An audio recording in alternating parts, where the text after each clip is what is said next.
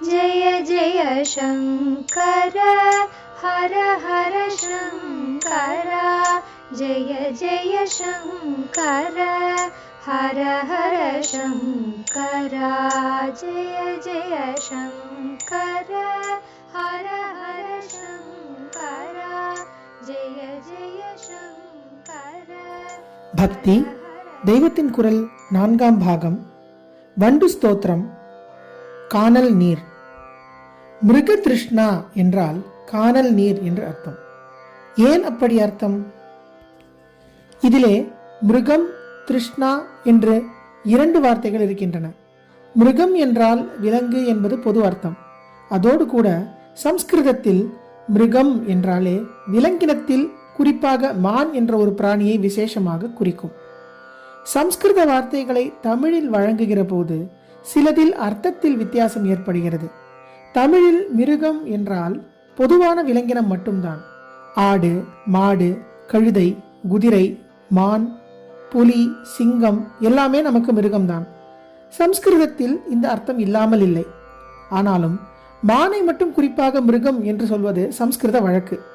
மிருகபாணி, மிருகதரன் என்றெல்லாம் பரமசிவனுக்கு ஏன் பெயர் இருக்கிறது என்றால் அவர் கையிலே ஒரு மானை பிடித்து கொண்டிருப்பதால் தான். இது மாதிரி இன்னொரு வார்த்தை பசு என்பது. பசு என்றால் தமிழில் மாடு. ஆனினம் ஒன்றைத்தான் நினைப்போம். ஆனால் சம்ஸ்கிருதத்தில் பசு என்றால் அது ஆடு, மாடு, குதிரை, கழுதை, புலி, சிங்கம், மான் ஆகிய எல்லா விலங்கையும் குறிக்கும். அதிலே குறிப்பாக யஜ்ஞத்தில் பலியாகும் மிருகத்தை பசு என்பார்கள். ஆடுதான் பெரும்பாலும் பலியாவதால் யஜ்ஞ பசு என்றாலே ஆடு என்றுதான் அர்த்தமாகும். மாட்டுக்கும் அந்த பெயர் உண்டு. பாமர நிலையில் உள்ள மனுஷனும் கூட பசுதான். காளை மாட்டை வாகனமாக வைத்துக் கொண்டிருப்பதோடு ஜீவாத்மாவுக்கெல்லாம் மேலான பரமாத்மாவாகவும் இருப்பதால் ஈஸ்வரனை பசுபதி என்கிறோம். அவர் மிருகபாணி, பசுபதி 2ஆகவும் இருக்கிறார்.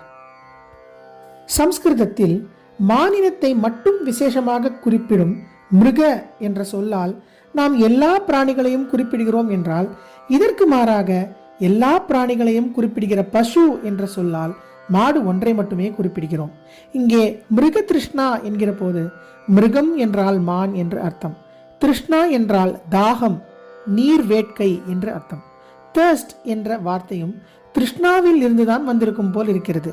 மிருக திருஷ்ணா என்றால் மானின் தாகம் என்று அர்த்தம். மானின் தாகத்துக்கும் கானல் நீருக்கும் என்ன சம்பந்தம்? பாலைவனங்களில் நிறைய மான் கூட்டங்கள் இருக்கும்.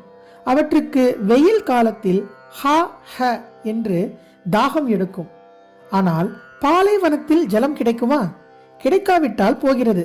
அங்கே ஜலமே கிடைக்காது என்பதாவது தெரிந்துவிட்டால் மான் கூட்டம் பாலைவனத்தை விட்டு வெளியே உள்ள நீர் வளமுள்ள நாட்டுக்கு ஓடி வந்து உயிரை காப்பாற்றிக் கொள்ள முடியும். ஆனால் இதையும் செய்ய முடியாமல் ஜலமே இல்லாத பாலைவனத்தில் ஜலம் இருக்கிற மாதிரி ஒரு ஏமாற்று ஜாலம் நடக்கிறது. அதுதான் கானல் நீர் என்பது. பிரதிபிம்பம் அதாவது ரிஃப்ளெக்ஷன், ஒளிச்சிதறல் அதாவது ரிஃப்ராக்ஷன் தியரிகளை கொண்டு சயின்ஸில் இதை விளக்குகிறார்கள். மொத்தத்தில் இது என்னவென்றால், பாலைவனம் மாதிரியான ஒரு விஸ்தாரமான வெளியில் ரொம்பவும் உஷ்ணம் ஏறி போய் காற்று பிரதேசம் லேசாகி விடுகிற போது தூரத்திலிருந்து பார்க்கிறவர்களுக்கு ஜலத்திலே பிரதிபிம்பம் தெரிகிற மாதிரி மண்ணிலேயே தெரிகிறது. தூரத்திலிருந்து பார்க்கிற போது வெறும் மணற்பாங்கான பூமியே ஒரு நதி ஓடுகிற மாதிரி தெரியும். அதை நோக்கி போக போக அதுவும் தள்ளிப்போய் கொண்டே இருக்கும். இப்படிப்பட்ட கானல் நீரை பார்த்து மான்கள் வாஸ்தவமான ஜலம் என்று நினைத்து அதை தேடி தேடி ஓடி கடைசியில் ஓட முடியாமல் களைத்து வெயிலின் உஷ்ணம் தாங்காமல் ரொம்பவும் பரிதாபமாக ஜீவனை இழக்கும். சம்ஸ்கிருதத்தில் மிருக் என்றால் தேடுவது என்று அர்த்தம். ஓயாமல் எதையாவது தேடி ஓடிக்கொண்டே இருப்பதுதான் மிருகம். கானல் நீரை தேடி ஓடி மடிவது மான் என்ற மிருகத்தின் பரிதாபமான காரியமாக இருக்கிறது. லோகமெல்லாம் மாயை என்று அத்வைத சாஸ்திரத்தில் சொல்லி இருக்கிறது. அதெப்படி மாயை? லோகம்தான் கண்ணுக்கு தெரிகிறதே என்று கேட்டால் கானல் நீர் கூடத்தான் கண்ணுக்கு தெரிகிறது. அதனால் அது நிஜமாகிவிடுமா? அப்படித்தான் இந்த லோகமும் ஒரு கானல் நீர் என்று அத்வைத கிரந்தங்களில் சொல்லியிருக்கிறது. பாலைவன உவமையின் பொருத்தம். இந்த கானல் நீர் உபமானம் லோகத்தை ஒரு ஸ்வப்னமாக ஊமிப்பதை விட பொருத்தம் வாய்ந்ததாகும். ஸ்வப்னம் காண்கிற வரையில் நிஜம் மாதிரியே இருக்கிறது. விழித்து கொண்ட பின் அது அடியோடு பொய்யாக போய் கனவு கண்ட ஒரே ஆசாமியின் எண்ணம்தான் கனவில் வந்த அத்தனை சிருஷ்டியும் என்று தெரிகிறது. அந்த மாதிரிதான் நாம் அஞ்ஞான தசையில் இருக்கிற மட்டும் லோகமே நிஜம் போல இருக்கிறது. ஞானம் வந்துவிட்டால் இப்படி ஒன்று இல்லவே இல்லை, ஒரே ஒரு பரமாத்ம சத்தியம்தான் இப்படி பல வகையான உலக சிருஷ்டியாக தோன்றி இருக்கிறது என்று தெரியும். இதனால் மாயையை ஸ்வப்னத்துக்கு ஒப்பிடுவது உண்டு. சரி, அப்படியானால் வீழ்த்து கொண்ட பிற்பாடு ஒருத்தனுக்கு ஸ்வப்னம் தெரியாத மாதிரி ஞானிக்கு லோகமே தெரியக்கூடாது.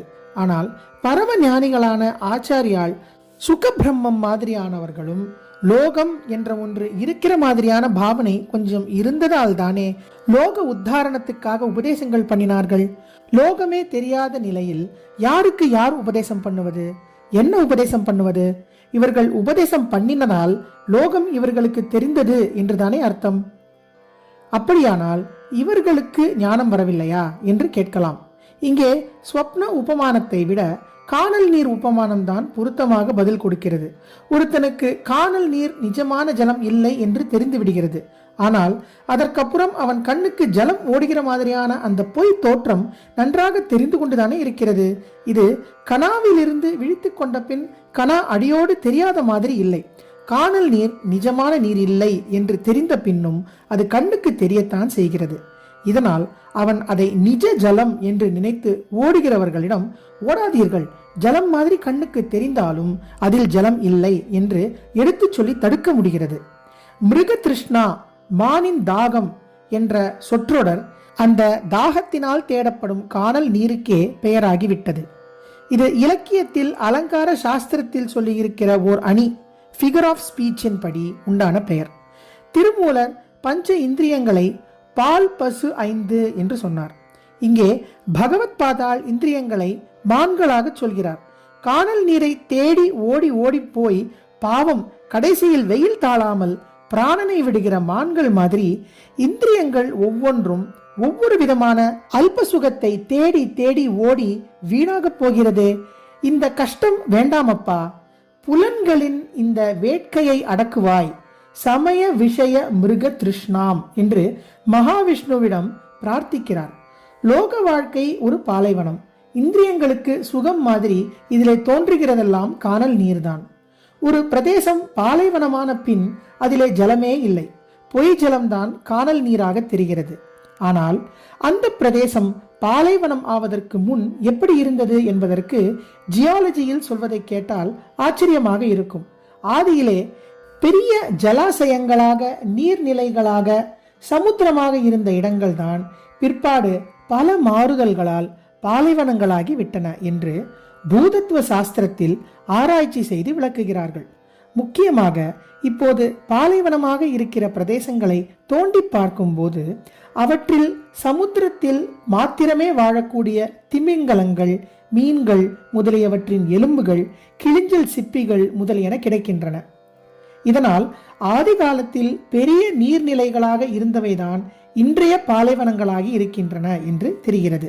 ஒவ்வொரு சமயங்களில் ஏற்பட்ட பூகம்பம் முதலான பெரிய சலனங்களால் சமுத்திரத்தில் சில இடங்களில் அடிபூமி முற்றிலும் மேலுக்கு வந்து வளைந்து கொடுத்து அதற்கு நடுவே லேண்ட் லாக்டாக சமுத்திர ஜலம் தேங்கி இருக்கிறது. அப்புறம் சூரிய உஷ்ணத்தினாலும் இன்னும் வேறு தினசான பருவ மாறுபாடுகளாலும் இந்த ஜலம் வற்றிப்போன பிற்பாடுதான் ஒரு காலத்தில் நீர்நிலையாக இருந்த இடங்களே பிறகு சொட்டு ஜலம் கூட இல்லாத பாலைவனங்களாகிவிட்டன என்கிறார்கள். பூலோகம் என்ற ஒன்று சிருஷ்டியாகிற போதே அதன் பூமி பகுதியில்தான் மனுஷ இனம் ஜீவிக்க வேண்டும் என்றும் சங்கல்பமாகி அதிலே மனுஷனுக்கு தேவையான தானியம் விளையவும் நதிகள் ஓடவும் ஏற்பாடுகளாகி இருக்கின்றன. இந்த பிரபஞ்ச நிர்மாணத்தை பற்றி கொஞ்சம் நினைத்து பார்த்தாலே ரொம்ப விசித்திரமாகவும் பிரமிப்பாகவும் இருக்கிறது. கடைசியில் இதெல்லாம் பொய், காணல் நீர், மிருக திருஷ்ணா என்றுதான் இத்தனை நாள் லெக்சர் அடித்தேன். ஆனால் ஒரு காணல் நீர் கூட கண்ணுக்கு தெரிகிற வரையில் மகா விசித்திரமாக இருப்பது போல் இந்த லோக மாயையையும் பகவான் பரம விசித்திரமாகத்தான் நிர்மாணம் பண்ணியிருக்கிறான். இதில் இங்கே ஒரு மலை இருக்கிறது, அங்கே ஒரு பள்ளத்தாக்கு இருக்கிறது, இன்னொரு இடத்தில் ஒரு நதி ஓடுகிறது என்றால் இவை ஒவ்வொன்றுக்கும் ஒரு பிரயோஜனம் இருக்கிறது, அர்த்தம் இருக்கிறது. பௌதிகமான லோகத்தில் ஆறு, மலை, சமவெளி என்று பல தினுசாக வைத்து ஜீவ சைத்தன்யம் உள்ள பிராணி வர்க்கத்திலும் மனுஷன், மிருகம், பக்ஷி, நீர் வாழ்வன, நிலம் வாழ்வன என்றெல்லாம் பல தினுசாக வைத்து இவற்றையெல்லாம் அதி விசித்திரமாக ஒன்றோடொன்று பொருத்தி இயற்கை என்ற பெயரில் பரமாத்மா லீலை செய்கிறார். அந்த லீலையில் சில சமயங்களில் பொருத்தமில்லாமல் விபரீதமாகவும் துளி துளி செய்து விடுகிறார். முழுக்க பொருந்தி இருந்து விட்டால் இந்த லோகம்தான் முழு நிஜம் என்று ஏற்பட்டு விடுமே, அப்படி தோன்றக்கூடாது என்றுதான் போலிருக்கிறது.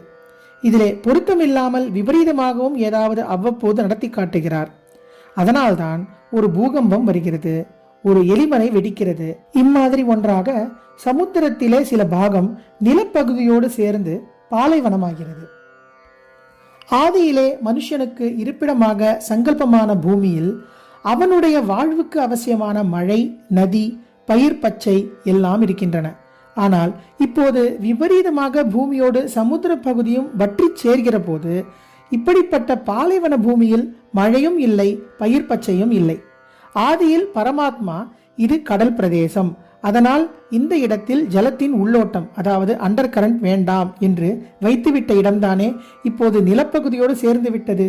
அப்படி சேர்ந்து விட்டது என்பதற்காக அவர் பழைய இயற்கை விதிகளை மாற்றி விடுவதில்லை. இதனால்தான் ஒரு காலத்தில் ஜலப்பிரவாகமாக இருந்த இடமே பிற்பாடு சொட்டு ஜலம் இல்லாத பொட்டலாகி விடுகிறது. சஹாரா சாகரம். பாலைவன விஷயமாக என் ரிசர்ச் ஒன்றை சொல்கிறேன். இப்போது சஹாரா பாலைவனமாக இருப்பது ஒரு காலத்தில் சமுத்திரமாக இருந்த இடம் என்று ஜியாலஜிக்காரர்கள் சொல்கிறார்கள். உங்களுக்கு ராமாயண கதை தெரிந்திருக்கலாம். சகரன் என்ற ராஜாவின் பிள்ளைகள்தான் பூமியை வெட்டி கொண்டே போய் சமுத்திரத்தை உண்டாக்கினார்கள் என்று அதில் சொல்லியிருக்கிறது. சகர புத்திரர்கள் வெட்டியதாலேயே சமுத்திரத்துக்கு சாகரம் என்ற பெயர் ஏற்பட்டிருக்கிறது. சாகரம் என்பதுதான் மருவி சஹாரா என்றாகி இருக்கிறது என்று நினைக்கிறேன். இந்தியாவில் ராஜஸ்தானம் இப்படிப்பட்ட ஒரு பாலைவனமாகத்தான் இருக்கிறது. பாலைவனத்துக்கு சம்ஸ்கிருதத்தில் மருவாட்டிகா என்று பெயர். இதனால்தான் ராஜஸ்தான்காரர்களை நாம் மார்வாடி என்று சொல்கிறோம். ஒரு காலத்தில் உயிரையும் செழிப்பையும் ஊட்டுவதான ஜலம் சமுத்திரமாக இருந்த இடமே இப்போது பாலைவனமாக இருக்கிறது என்கிற மாதிரி இந்த லோக வாழ்வான பாலைவனமும் உயிருக்கு சாரமான பரமாத்மாவிடம் இருந்து வந்ததுதான். ஆனால் அதிலே இப்போது ஆத்மாவை வளர்க்கிற சாரம் இல்லை. காமம், குரோதம் முதலான காணல் நீரோட்டம்தான் நம்மை இழுக்கடித்து அலையாக அலைய வைத்து நாசம் பண்ணுகிறது. இதைத்தான் ஆச்சாரியால் விஸ்வமிருக திருஷ்ணா என்கிறார். முதலில் வினயத்தை, எளிமையை வேண்டினார். பிறகு மன அடக்கத்தை பிரார்த்தித்தார். அப்புறம் இந்திரியங்கள் பலவிதமான ஆசை காடல் நீரை நோக்கி ஓடாமல் இருக்கும்படி அவற்றின் தாகத்தை அடக்கச் சொல்கிறார். ஏன் தாந்திக்கு பின் சாந்தி? முதலில் வெளிப்புலன் அடக்கமும் அதற்கு பிற்பாடே உள் விஷயமான மன அடக்கமும் சித்திக்கும் என்றாலும் இங்கே ஏன் மாறுதலாக முதலில் மன அடக்கமான தாந்தியையும் பிறகு புலனடக்கமான சாந்தியையும் சொன்னார் என்றால் இந்த புலனடக்கமும் மன அடக்கம் என்ற லட்சியத்துக்கு சாதனம் என்று உணர்த்துவதற்காகத்தான். மன அடக்கத்துக்காக அல்லாமல் வேறு காரணங்களுக்காகவும் புலனை அடக்கலாம். கண்ணிலே கெடுதல் என்றால் சினிமா பார்க்காமல் அந்த புலனை அடக்கச் சொல்கிறார்கள். குடலில் புண் என்றால் மது மாம்சாதிகளை சாப்பிடக்கூடாது என்கிறார்கள். இங்கெல்லாம் ஒரு புலனின் ஆசையை அடக்குவதை மன அடக்கத்துக்கு வழியாக சொல்லவில்லை. இப்படி இல்லாமல் மனஸ் அடங்குவதற்கு வழியாகவே இந்திரிய ஜெயம் செய்வதுதான் ஆத்மாபிவிருத்திக்கு வேண்டியது என்பதால் அந்த லட்சியத்தை மறக்கக்கூடாது என்றே முதலில் லட்சியமான மன அடக்கத்தை பிரார்த்தித்துவிட்டு அதற்கப்புறம் அதற்கு சாதனமான புலனடக்கத்தை சொன்ன மாதிரி தோன்றுகிறது. என் அடங்கா பிராரித்தன அவிநயத்தை போக்கு, மனசை அடக்கு, விஷய சுகமான காணல் நீரை நோக்கி ஓடுகிற என் இந்திரியங்களை கட்டிப்போடு என்று இதுவரை ஒரு பக்தன் தன்னளவில் பிரார்த்தித்துக் கொள்ள வேண்டியதையெல்லாம் சொன்னார் ஸ்ரீ ஆச்சாரியாள். ஒருத்தனுக்கு எளிமை வந்து மனசும் இந்திரியமும் வசமாகி ஆசை பூர்த்திக்காக அலையாக அலைவதும் முடிந்துவிட்டதென்றால் அப்புறம் தன்னளவில் வேறொன்றுமே வேண்டாம். ஜெய ஜெய சங்கர, ஹரஹர சங்கர, மகாபெரிவாச்சரணம். जय जय शङ्कर हर हर शङ्कर, जय जय शङ्कर हर हर शङ्कर, जय जय शङ्कर.